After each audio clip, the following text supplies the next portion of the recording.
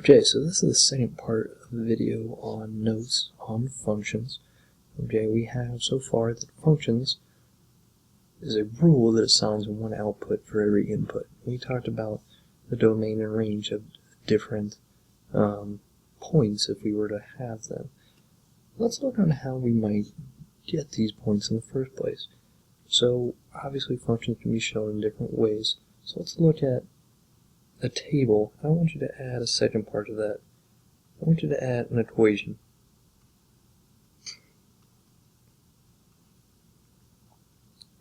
Because an equation is normally how we would get our values to put into our table.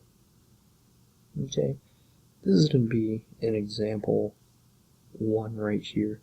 The equation that I first want to talk about, let's just assume it's an equation in the y equals mx plus b form, and we'll say that it's going to be y equals 2x. Now, this can mean a lot of different things, okay? But from what I want you to think, we know that there are x and y's in these coordinates. So let's see what happens when we plug different numbers in for this x. When we talk about this function, I'm going to draw what's referred to as a function table.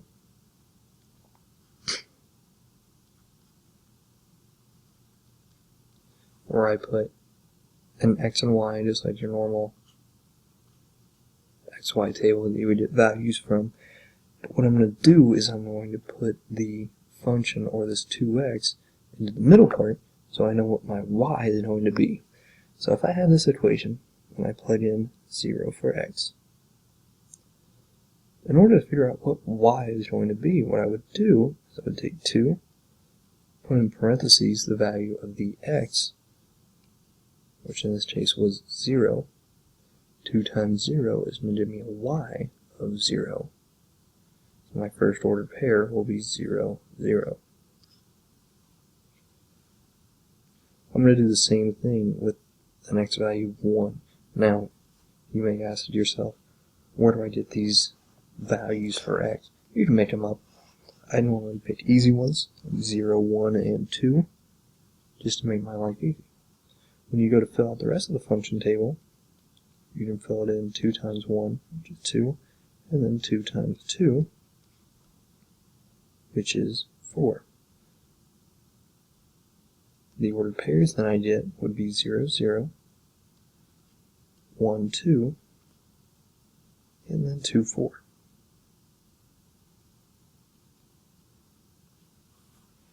If you were really struggling to say graph this equation, we could always put in different values and see what's going to come up. So we have now our function table. Let's go and use what we've learned about the domain and range to determine if this is a function or not. Okay, I'm going to pick out all of the domains first and list those out in this form.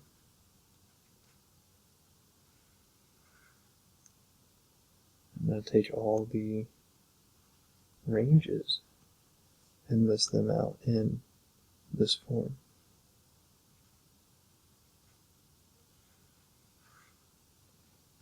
Zero went to 0, 1 went to 2, 4 went to 4, so yes, this is a function.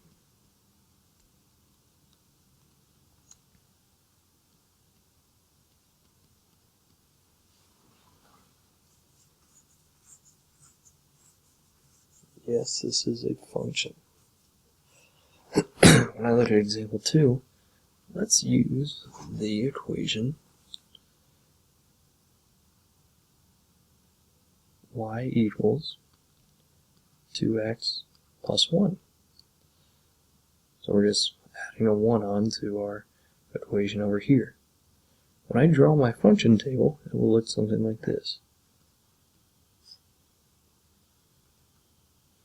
I have the x and the y section, but I'm going to put, instead of just 2x, I'm going to put 2x plus 1 to tell me what my y values should be.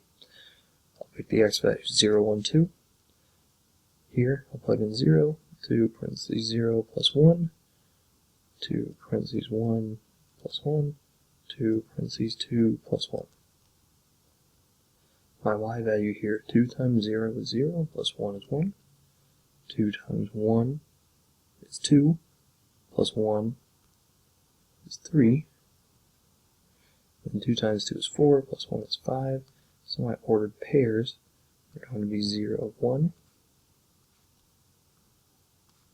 1, 3, 2, 5. We can show it in my picture again.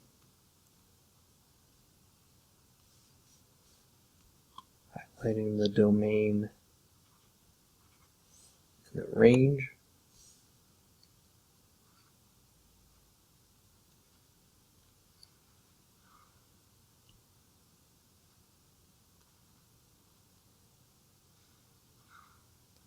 Each one of these inputs only has one output, so we know that yes, this is a function. This idea of input and output should make a little more sense right now, because what we're doing is we're taking these values and inputting it into this equation. We're coming up with a new value. Okay? Here's our input. Like I said, we're inputting this into a new value and then coming up with the new output. Alright. Let's look down here at an example that may not give us a function. Okay? If we use this table,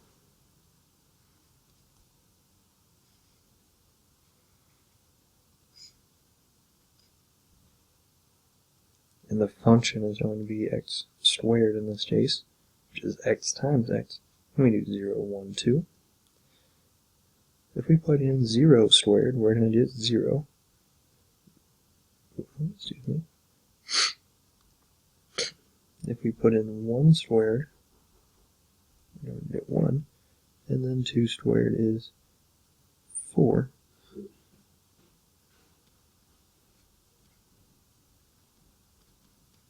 I list my ordered pairs.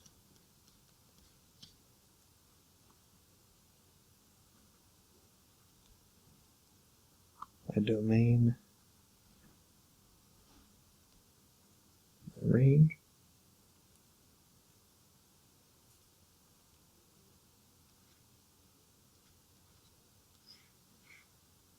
each one of these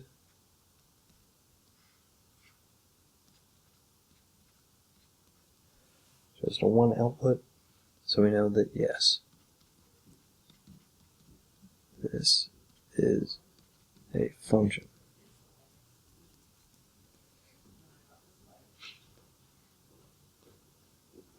If we had a table that gave us these values,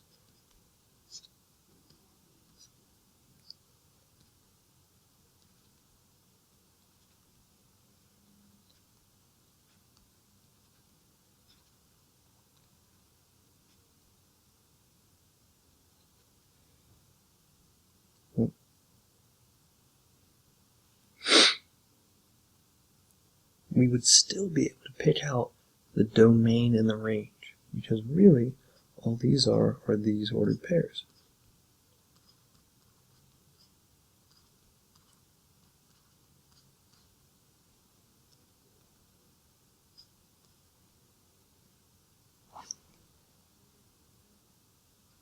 If I write out the inputs here, which is really just 1, 2, and 3, and I write out the outputs, 2, 4, 6, and 8, you will notice that 1 has an input of 2, 2 has an input of 4, but in this case 2 also has an input of 6, 3 is an input of 8.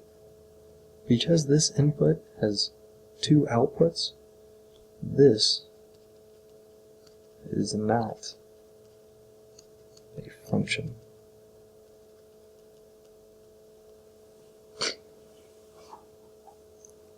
We're going to move through some more examples later on, but these two videos should give you a general idea of what exactly a function is and how it is shown in a variety of different ways.